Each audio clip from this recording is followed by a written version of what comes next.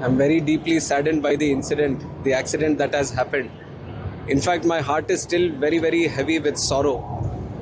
और जैसे ही सुबह पता चला, अभी डाइजेस्ट करने में ही बहुत दिक्कत हो रही है कि अजित दादा अभी हमारे साथ नहीं हैं।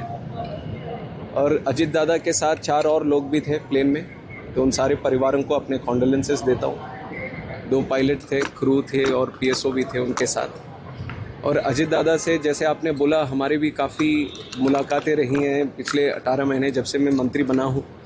और एक यंग मिनिस्टर होने के नाते वो काफ़ी गाइडेंस भी हमें देते थे।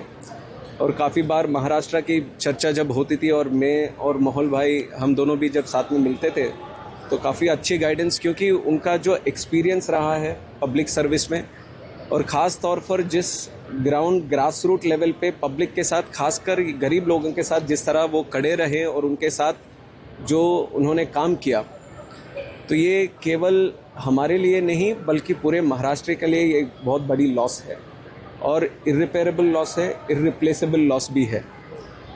काफ़ी बार हमने जब उनसे बात करी तो हमें भी वो अनुभव मिला कि कितना वो प्रैक्टिकलिटी से और ग्राउंड रियलिटी से जुड़े हुए नेता है। उस तरह के नेता भी आजकल मिलना बहुत मुश्किल है।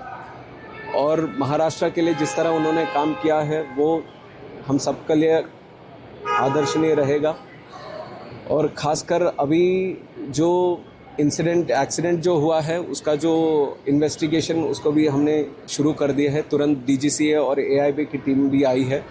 और जो प्रिलिमिनरी इन्वेस्टिगेशन या प्रिलिमिनरी जो समाचार हमें मिला है, उसमें इतनी जानकारी थी कि जब वो लैंड करना चाहते थे सुबह करीब 8:48 AM के आसपास, तो उस समय विजिबिलिटी थोड़ा पुअर था उधर। और जब एटीसी बारामती से उनका जो कांटेक्ट हो रहा था फ्लाइट के लिए पायलट से, तो एटीसी वालों ने पूछा कि क्या रनवे साइट में है, तो उनके तरफ से आया कि रनवे साइट में अभी नहीं है। तो उसके बाद उन्होंने एक गो अराउंड भी किया। गो अराउंड करने के बाद फिर से एक बार कोशिश करी कि हमारे एटीसी से जो बारामती में जो एफटीओ हैंडल्ड एटीसी है उनसे वार्तालाप चल रही थी। तो उस समय जब दोबारा लैंड करने आए तब भी उनसे पूछा गया था कि विजिबिलिटी है कि नहीं रनवे का। तो उसके बाद पहले तो उनका समाधान नहीं आया, फिर उसके बाद आया कि विजिबिलिटी है। तो लैंडिंग क्लियरेंस जैसी एटीसी ने दिया, उसके बाद तुरंत देखा गया कि ये एक्सीडेंट हुआ है। बहुत दुखद घटना है।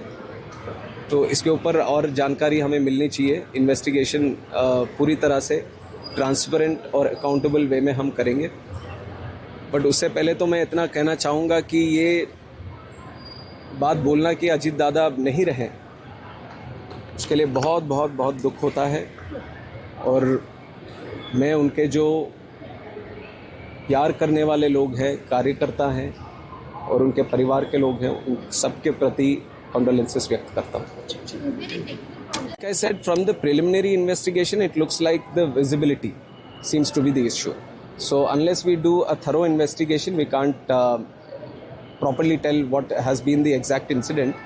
But this is whatever the facts that I've said till now is the conversation between the ATC and the pilots. So कुछ कमेटी वगैरह बिठाई जाएगी पूरी? AIB itself ही thorough investigation करने वाली एक संस्था है और उनके पास पूरी व्यवस्था है इस तरह की चीज़ों की जानकारी करने के लिए, और वो ऑलरेडी साइट पहुंचे।